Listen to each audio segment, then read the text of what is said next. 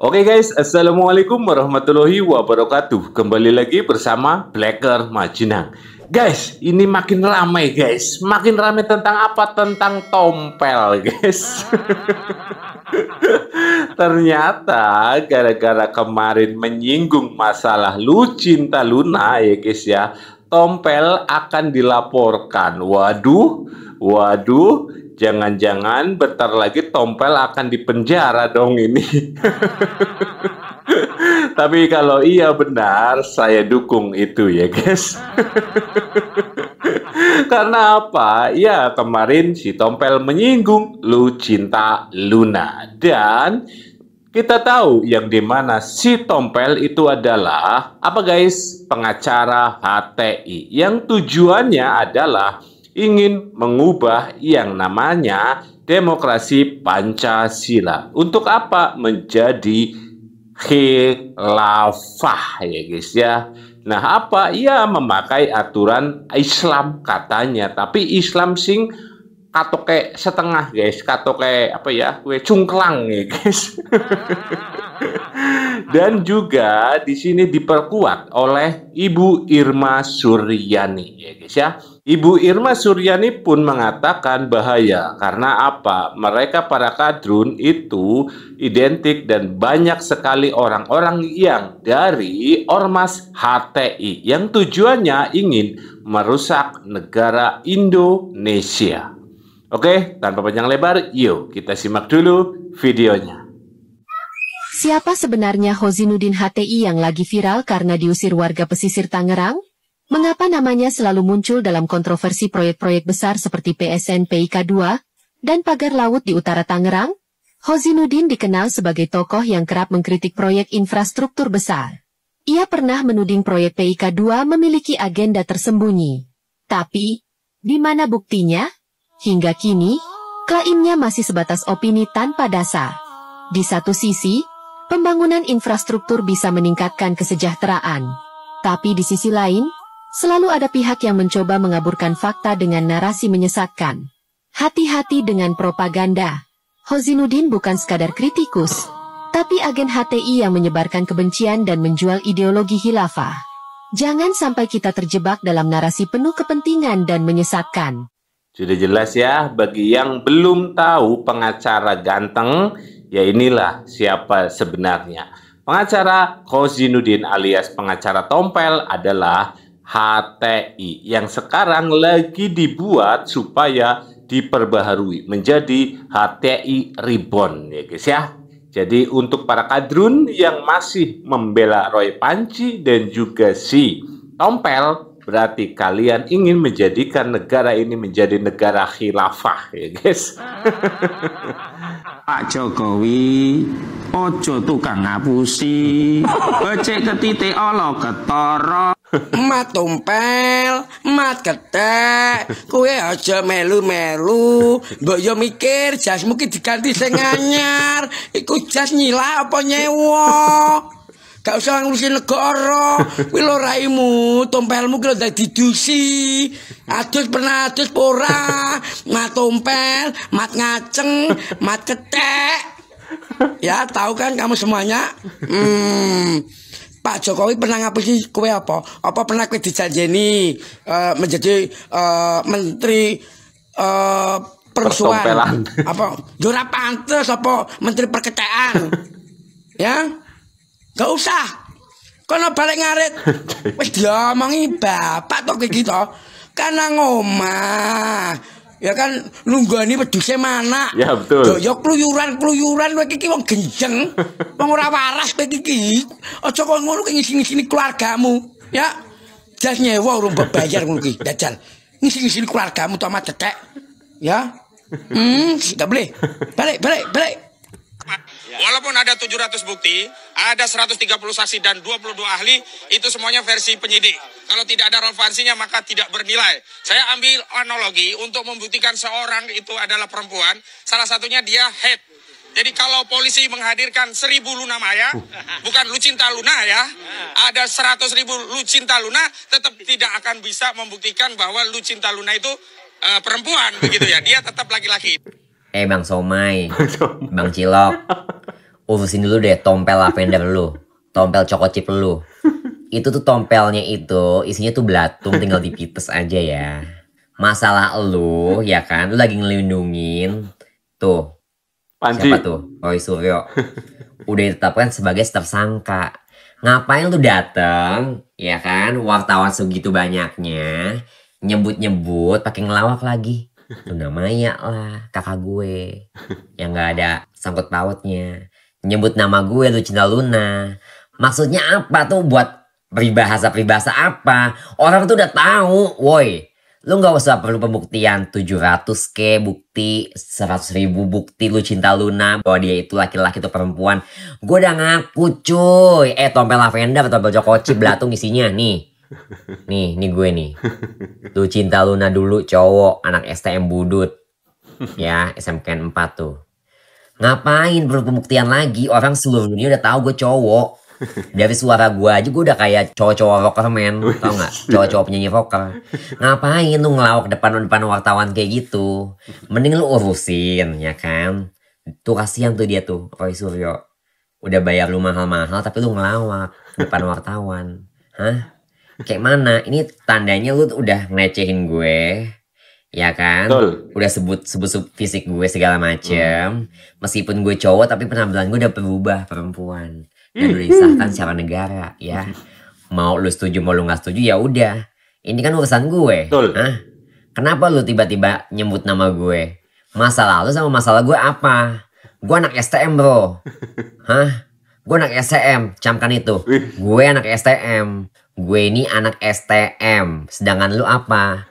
Lu lagi memperjuangkan tuh si Roy Suryo biar selamat. Tapi lu perjuangin dulu tuh tompel lu tuh, tompel lavender yang ada choco chipnya tuh. Yang ada belatung isinya tuh. Gila anjing. Itu Lucinta Luna.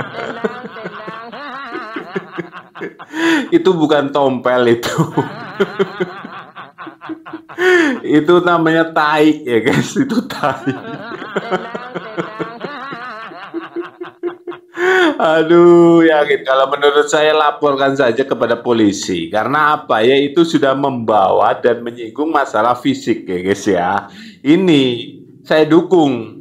Saya dukung Lucinta Luna agar apa? Agar melaporkan si tompel. Biar apa? Biar tompel juga nanti berganti kostum menjadi apa guys? Power Rangers Orange ya guys nanti. Aduh tuh, tapi kalau Lucinta Luna dengan tompel berdebat, wah rame banget ini ya guys. Mengatakan bahwa mendapatkan ijazah menurut Bang Bona nih, itu palsu atau asli? Saya belum nyampe ke situ.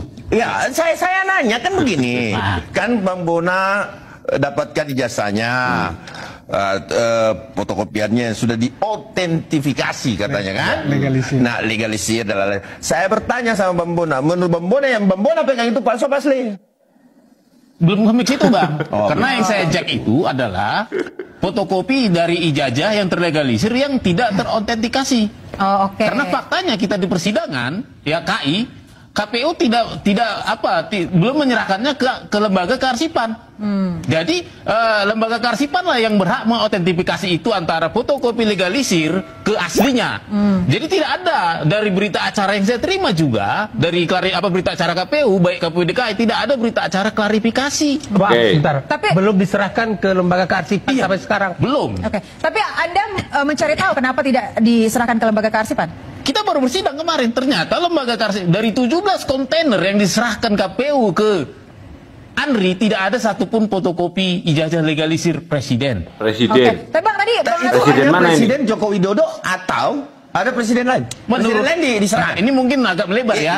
Bentar dulu. Kan ini konsep keadilan ya, bicara kepentingan masyarakat. Yang lain dikasih nggak? Nah, karena penelitian saya tentang khusus spesifik tentang kasus Pak Jokowi, saya tanya itu. Tapi Bang Ade kebetulan memang majelis komisinya menanya waktu itu. Ternyata semua presiden tidak diserahkan. Yang setelah pemilihan umum langsung. Jadi Aduh, keceplosan dong. Sudah jelas ya guys, sudah dengar pula bahwa semua presiden ya guys, ini semua ya guys ya. Jadi dari Presiden Soekarno sampai sekarang yaitu Prabowo itu tidak ada arsip ataupun ijazah alsi di mana guys, di KPU ya guys. Jadi kenapa cuman Pak Jokowi yang diserang? Ya kalau bukan masalah sakit hati, ya lagi dan lagi kalah dalam bermain politik ya guys.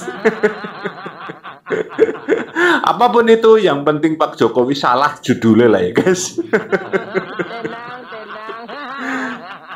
Gue bukan belain Pak Jokowi ya, mohon maaf ya. Berisik aja gitu. Benar. Kayak provokatorin banget gitu soal ijazah apa segala macam. Orangnya aja udah kelar kok jadi presiden. Hah? Menteri Susi aja cuma lulusan apa SD ya kalau nggak salah. Bisa jadi menteri. Bagus kok tuh kerjanya. Iya kan? Sampai ngebomin kapal luar negeri tuh yang masuk ke Indonesia. Gitu loh. Orang pada sibuk. Lagi memajukan merah putih nih. Lunya sibuk provokatorin. Pak, udah lagi nih kan. Mending kita pikirin gimana Indonesia makin maju aja gitu. Betul. Iya kan? Benar. Bagusan kayak gitu. Betul. Iya gak sih? Kalau Polda Metro Jaya menahan Roy CS berarti tidak adil. Karena Roy CS masih mempunyai banyak tugas penelitian. Polri jangan buru-buru menahan Roy CS dulu. Karena tugas mulia Roy CS itu belum selesai. Masih banyak netizen-netizen di Indonesia ini memberikan masukan kepada saya. Supaya Roy CS itu meneliti weton kelahiran Jokowi, ari-arinya itu dikubur di mana itu Roy harus tahu itu. Jangan buru-buru ditahan. Kemarin ini kan masih mempersoalkan hasil penelitian soal ijazah Jokowi dan Gibran Rakabuming. Coba sekarang penelitian ya, ijazahnya Mbak Selvi. Bener apa enggak kuliah di AUB ya? Jangan buru-buru ditahan dulu. Saya sampaikan ini kepada Polda Metro Jaya dan Kapolri supaya Roy CS itu punya kesibukan karena selama ini beliau ini kan pengangguran. Supaya ada kesibukan meneliti berapa liter air yang diminum Jokowi, gizi yang dia makan, struktur pembelanjaan setiap hari berapa biar diteliti oleh Roy CS dulu. Terima kasih. Selain itu saya juga berharap semoga Polda Metro Jaya segera menahan Roy CS. Ini adalah harapan semua rakyat Indonesia. Amin. Terima kasih. Salam presisi untuk Polri, Polri untuk negeri. Mantap. Mantap. Mereka boleh saja tidak ditahan, tapi dengan pernyataan dan perjanjian. Gue yakin itu di dalam Polda kemarin mereka udah bikin pernyataan tuh. Satu, pernyataan menurut KUHAP. Tidak boleh keluar kota. Dua, tidak boleh keluar negeri. Tiga, tidak boleh menghilangkan barang bukti atau alat bukti. Empat, tidak boleh merusak alat bukti dan barang bukti. Lima, tidak boleh melakukan kesalahan yang sama. Betul. Dengan menfitnah, mencaci maki, menghina, nggak boleh. Ya kayak kita lihat aja nih sekarang, punya nyali nggak Roy Suryo? Respon Sianipar punya nyali nggak dia berbuat kemarin? Gue yakin 1000% nggak akan pernah berani. Karena kalau dia ribut lagi, pasti ditangkap sama Polda Metro Jaya. Karena itu syaratnya. Sekarang kaki kanan mereka udah terbelenggu. 1000%. Rismon, Roy Suryo, yang semua tersangka kemarin itu semuanya udah kayak tikus kecebur got. 1000%. Nggak akan berani keluar-keluar. Kalau mereka keluar-keluar pasti jemput. Gitu loh. Tapi kan itu bukan masalah yang krusial. Mereka keluar-keluar atau tidak, prosesnya kan tetap berjalan. Betul sekali ya guys ya. Mau keluar-keluar, mau tidak keluar-keluar, proses masih terus berjalan ya guys. Tapi ya beda banget kan perbedaan antara dulu dan sekarang. Sebelum diperiksa dan sesudah diperiksa. Ya kan guys? Bahkan sampai ada yang nangis guys. Dan jangan salah, dari sini dimulainya perebutan atau klaim-klaim yang akan membuat Indonesia direbut secara perlahan-lahan oleh oknum-oknum imigran yang ingin menguasai Indonesia. Saya kira saya bukan ingin atau mau memprovokasi, tetapi hal seperti ini jangan disepelekan. Betul. Kita jangan terpaku, jangan terpancing hanya soal politik dinasti semata. Tetapi ini jauh lebih berbahaya. Klaim-klaim penyesatan sejarah perjuangan bangsa ini lebih berbahaya dari sekedar politik dinasti. Kenapa saya sampaikan seperti ini? Karena ini adalah cikal bakal untuk mengarabkan atau memba'alawikan Indonesia dari sistem Pancasila ke sistem khilafah. Ini berbahaya menurut saya, ini harus kita hati-hati. Memang tidak seluruhnya, ya, tidak seluruhnya ustadz-ustadz dari keturunan Arab itu tidak baik. Banyak yang baik, tapi hati-hati dengan oknum-oknum yang secara sistematis ingin merusak dan memutarbalikan fakta sejarah. Kita tidak boleh juga menafikan ustadz-ustadz dari keturunan Arab yang baik, yang benar, dan syiar memang untuk kepentingan umat. Tapi kita juga tidak boleh membiarkan klaim-klaim yang akan merusak persatuan dan kesatuan bangsa Republik Indonesia yang kita cintai ini.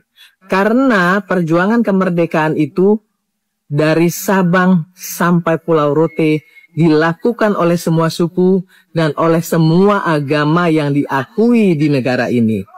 Salam keindonesiaan, jaga NKRI, dan jangan sampai ada orang yang mengklaim-klaim perjuangan dari pahlawan-pahlawan bangsa kita. Karena itu adalah penghinaan bagi bangsa Indonesia. Salam kemerdekaan. Mantap sekali ini ya guys ya. Ibu Irma Suryani memaparkan begitu jelas ya bahwa kaum Balawi ya guys ya yang dihuni oleh si Tompel ya guys, itu pengacara Tompel itu memanglah sangat-sangat berbahaya guys. Karena apa? Yaitu guys ingin merebut yang namanya Indonesia guys. Wong imigran pendatang pengen ya ngerebut kan tolol ya, sing tolol lebih tolol maning ya guys ya. Pendukung ya guys ya, soalnya apa? Mendukung Indonesia dijadikan negara khilafah. Oh, ora gue. Anis, Anis matamu Anis. Imigran Yaman pengen jadi presiden aja ngimpi ya guys. Sekali lagi semoga saja rakyat Indonesia dengan video-video ini ya guys ya bisa paham siapa sih yang sering kita bahas, siapa sih sebenarnya si Tompel ya guys ya, pengacara ganteng yang mempunyai produk Tompel. Gimana menurut kalian guys tentang video ini? Silahkan tulis di kolom komentar. Sekian, wassalamualaikum warahmatullahi wabarakatuh.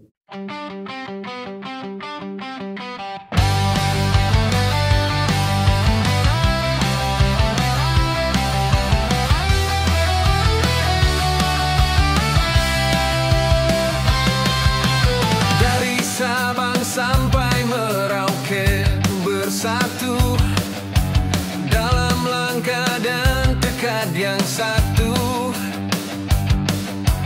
Jokowi Bapak bangsa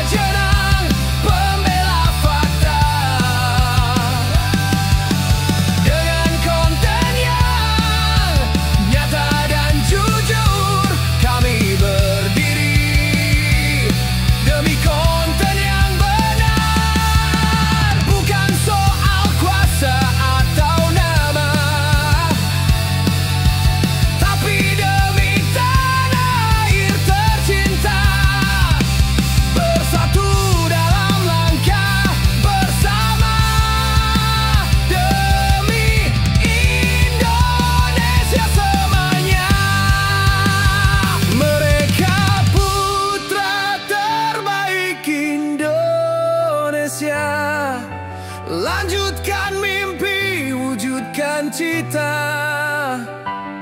Jokowi, Prabowo dan Gibran selalu bersama. Rakyat bersuara bersama YouTuber Nusantara. Kami jaga negeri ini dengan konten kebenaran, dengan keberanian untuk Indonesia. Selamat.